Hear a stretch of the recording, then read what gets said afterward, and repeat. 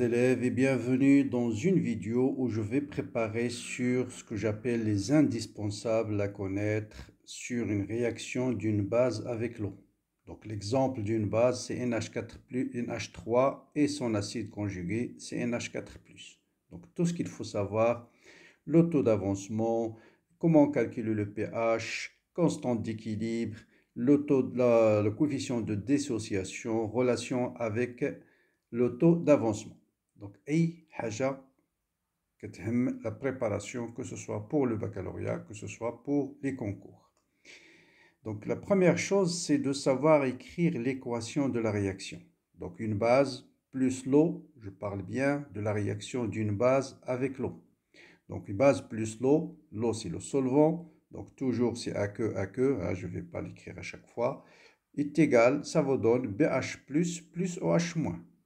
Donc, à l'état initial, toujours le tableau d'avancement, même si on ne vous demande pas de l'écrire, il faut le faire dans le brouillon, ça aide. Donc, un instant t quelconque, vous allez avoir N0 moins X, XX. Donc, X, c'est quoi? C'est la quantité de matière formée de OH- et BH+, un instant t. Donc, ça, bien savoir écrire le tableau d'avancement. Tani haja. Quelle est la relation entre le taux d'avancement et le pH? Question très classique. Donc, le taux d'avancement, par définition, c'est la quantité de matière dissociée sur la quantité de matière initiale. Donc, c'est X sur N0. Si vous regardez le tableau d'avancement, ou bien je vais diviser en haut et en bas par le volume de la solution, divisé par N0, divisé par le volume de la solution. Et vous voyez bien que X sur N0, c'est n'est autre que la concentration de OH-. Donc, c'est la concentration de OH- sur C0, concentration de la base initiale. Donc, on a une première relation, c'est que taux fois C0 est égal à concentration de OH-, qu'on peut écrire aussi, puisque concentration de H-, c'est égal à KE sur, donc ça, et concentration de H-, vous savez tous que c'est KE sur concentration de H3 au plus.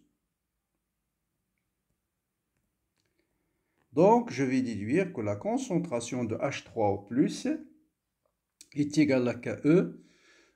Donc, le taux d'avancement, donc, c'est KE sur concentration de H3 au plus divisé par C0. Or, la concentration de H3 plus, c'est 10 puissance moins pH. Dès qu'on l'a le fort, KE fois 10 puissance pH. Donc, KE fois 10 à la puissance pH.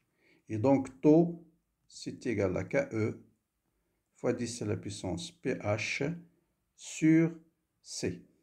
Bon, ben, je tiens une phase pour écrire plus lisiblement tout ça.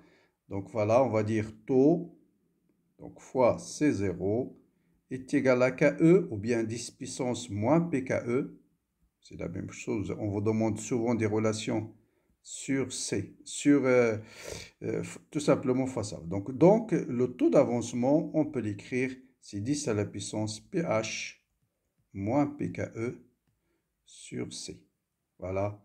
On peut écrire souvent, on vous demande plusieurs relations, donc faites très attention, ce n'est pas 10 puissance moins pH sur C, les réaction d'une base, d'un acide avec l'eau.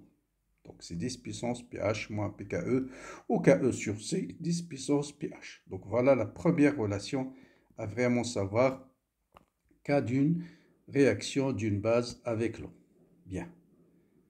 Ensuite, il y a la constante d'équilibre d'une réaction d'une base avec l'eau. Bien sûr, comme je le tableau d'avancement. Donc la constante d'équilibre, vous voyez bien, c'est la concentration de BH+ fois la concentration de H- sur la concentration de la base.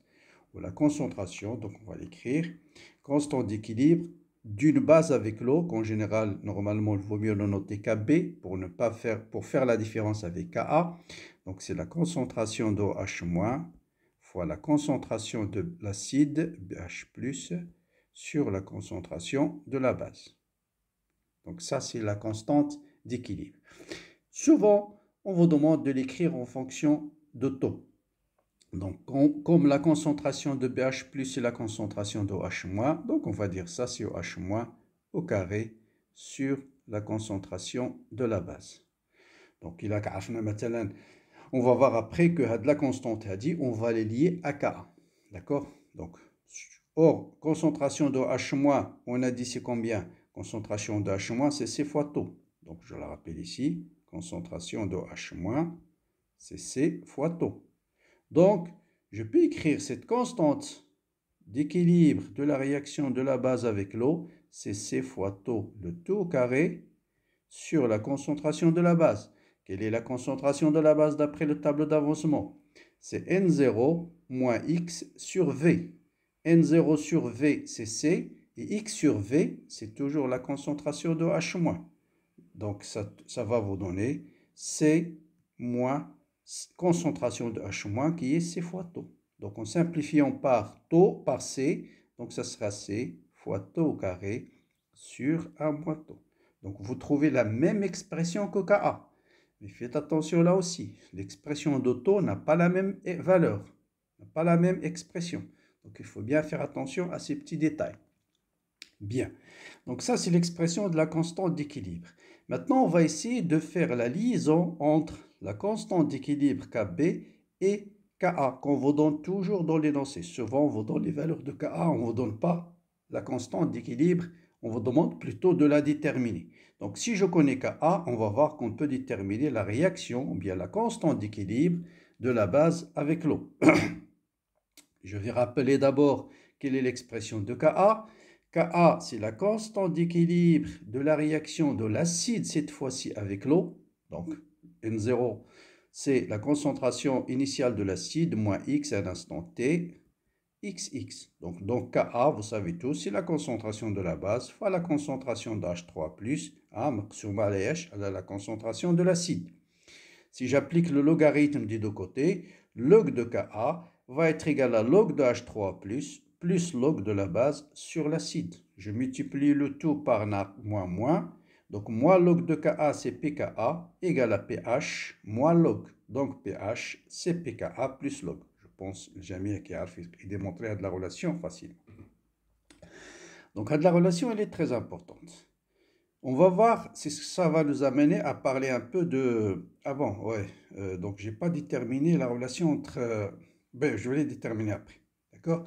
Ça va... Bon, je vais tout de suite enchaîner sur ce qu'on appelle le diagramme de prédominance. Donc, vous voyez bien que cette relation, si je trace un axe de pH, si la concentration de la base égale à la concentration de l'acide, pH égale à pKa.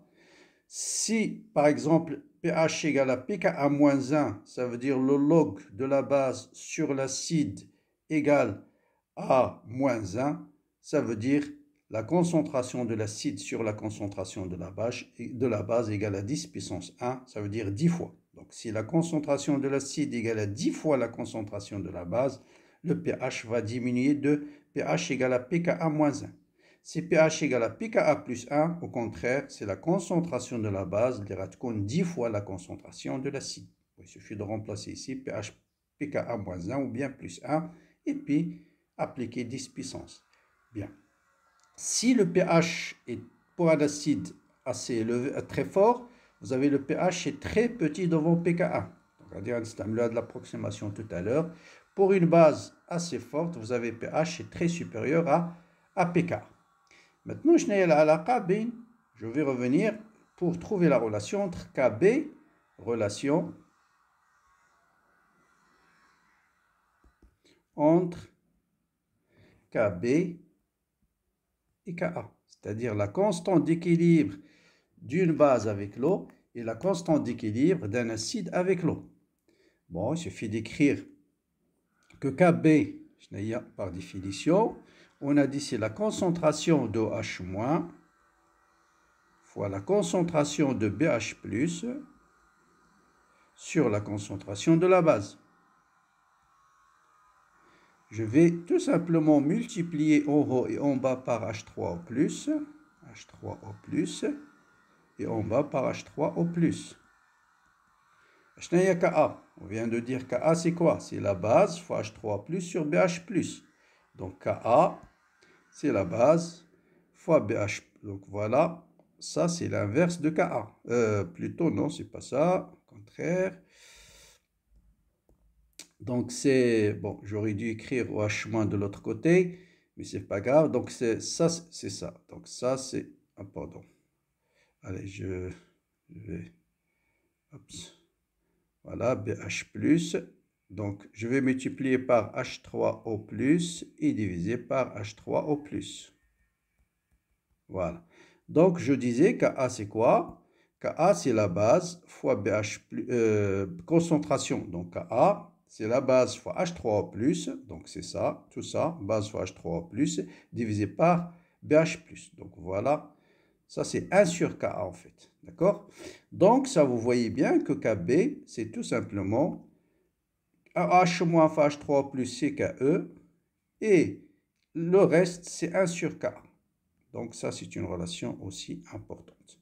Donc, la constante de réaction d'une base avec l'eau, c'est Ke sur Ka.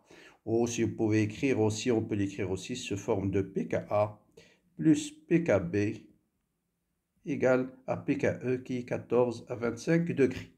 Ce sont des relations utiles pour les concours. Bien.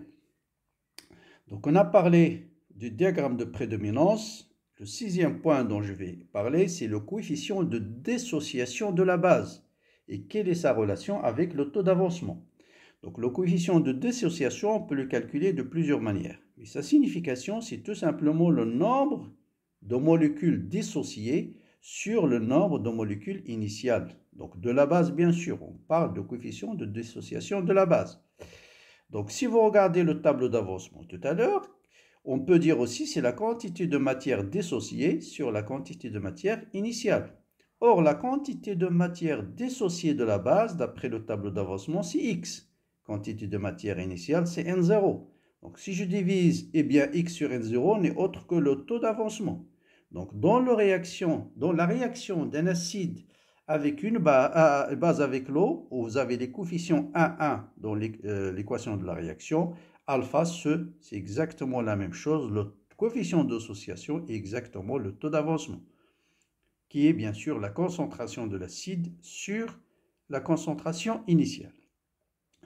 Donc avec ceci, vous pouvez écrire le pH égale à pKa plus log de... Donc je vous laisse le soin de vérifier cette relation facilement. Donc vous remplacez tout simplement la concentration de l'acide par sa valeur et la concentration de la base par sa valeur, et vous allez trouver facilement que pH égale à pKa plus log de 1 moins alpha sur alpha.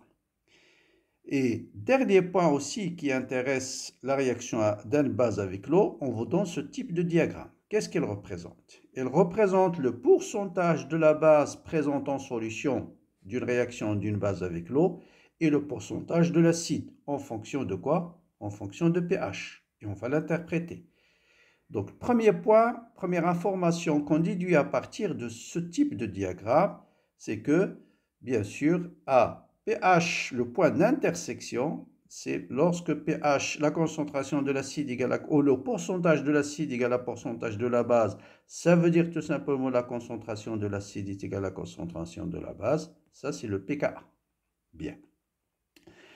Qu'est-ce que c'est qu'à un instant T, la relation entre la concentration de la base et de l'acide? Donc leur somme va être toujours égale à C0, conservation de la quantité de matière. Avec, ou bien, la définition du pourcentage de la base, c'est bien sûr la concentration de la base divisée par la concentration de la base plus la concentration de l'acide, qui est égale à C0 tout simplement. Cette relation, avec la définition de Ka, pouvez montrer facilement, donc vous allez dire tout simplement que la concentration de BH+, BH+, voilà, c'est C0, moins la concentration de la base. Vous allez déterminer la concentration de la base ici, c'est Ka fois BH+, divisé par H3O+, et vous factorisez par BH+, et vous allez trouver cette relation. Donc, je vous laisse le soin de travailler un petit peu, d'accord? Ce sont des relations faciles. Et ceci, donc on peut l'écrire plusieurs façons. D'ailleurs, dans les concours, souvent on vous dit de l'écrire sous cette forme, ou sous cette forme, ou sous cette forme, mais ce sont des relations analogues. Bon, là, j'ai juste remplacé H3 plus par 10 puissance moins pH, Ka par 10 puissance moins pKa. Ensuite, je peux diviser le tout par 10 puissance moins pH et ça vous donne C0 sur 1 plus 10 puissance pH moins pKa. D'accord? Donc ça, c'est la concentration de pH+. D'accord? Voilà. Bien. Je vais revenir après sur l'interprétation de tout ça. Donc la même chose, on peut donc en définitive la concentration de pH+, le pourcentage de pH+, pardon, c'est-à-dire la concentration du pH+ divisé par C0, c'est 1 sur. Donc vous voyez que je peux déterminer une expression de tout ça, du pourcentage en fonction par exemple de 10 puissance pH moins pKa.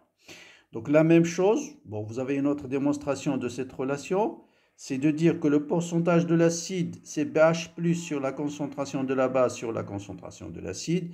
Vous divisez le numérateur et les dénominateurs par pH plus et vous allez trouver 1 plus 1, concentration de la base sur concentration de pH plus. Or, d'après la relation précédente, pH moins pKa, c'est log de la base sur log de l'acide. Ça veut dire la concentration de la base divisée par la concentration de l'acide.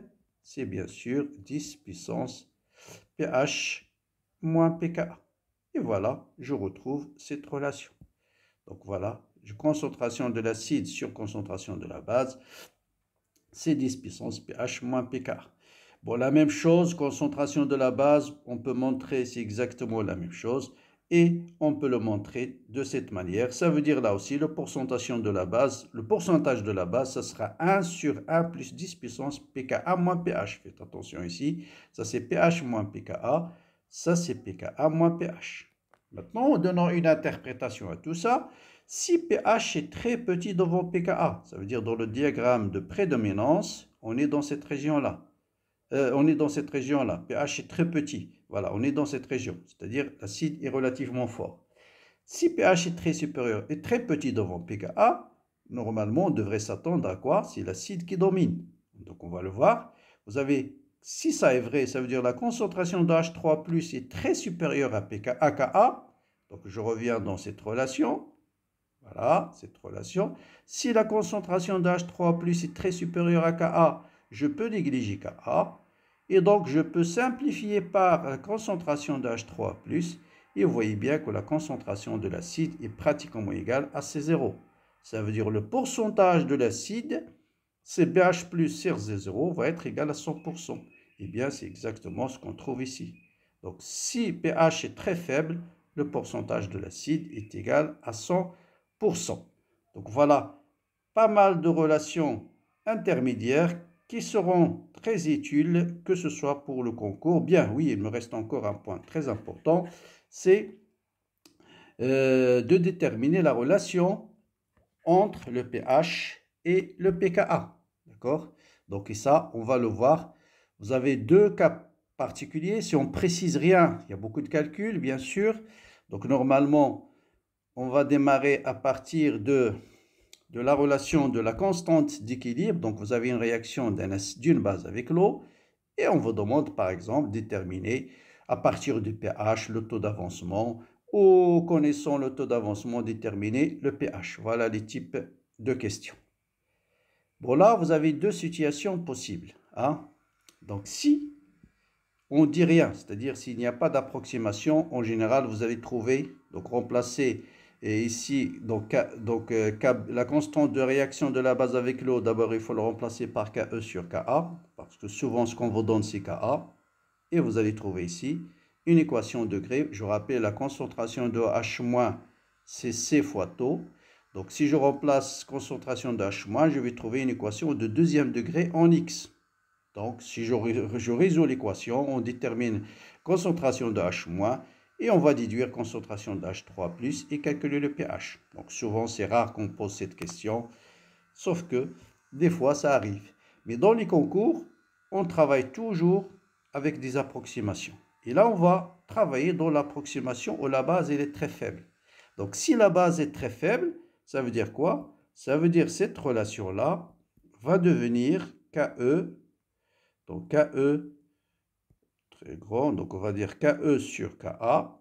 est égal à concentration de H- au carré que je vais remplacer. Bon, allez, on va laisser d'abord concentration de H- au carré sur C. Voilà ce que ça veut dire base très faible. Ça veut dire que je néglige la quantité de matière dissociée de la base. Et donc la concentration de la base à un instant T, c'est pratiquement égal à sa concentration initiale. Et là, le calcul de pH devient relativement simple parce que je vais remplacer juste concentration de H- par KE, donc ce sera KE au carré sur concentration de H3O plus au carré fois C. Donc on va simplifier par KE, pardon, on va simplifier par KE, voilà. Et donc vous avez bien que concentration de H3O plus au carré, H3O plus au carré, fois C va être égal à KE fois Ka. Donc je vais éliminer C, je vais diviser tout de suite par C. Après, bien sûr, il suffit de appliquer le log, donc 2 fois le log de H3O plus est égal à log de KE plus log de Ka moins log de C. Je multiplie le tout par moins 1 et je trouve la relation cherchée. Moins log de H3 plus le pH est égal à 1 demi. Facteur de moins log de KE, c'est PKE ou bien 14, PKE, plus PKA, plus log de C.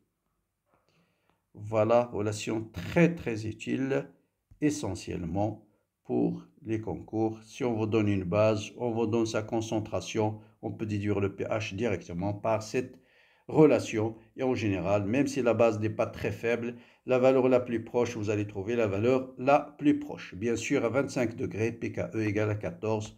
Donc, on peut l'écrire aussi 7 plus 1 demi pKa plus log de C. Voilà.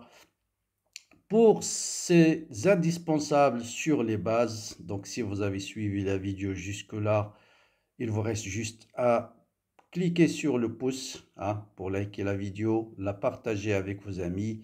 Je vous souhaite très très bonne préparation. Laissez-moi vos commentaires et à très bientôt.